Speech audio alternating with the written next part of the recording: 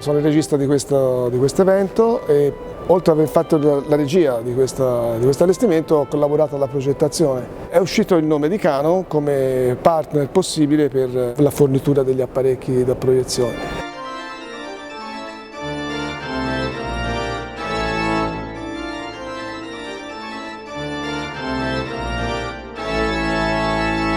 Si percepisce nettamente questa capacità di avere attenzione alla qualità della proiezione dell'immagine ottica.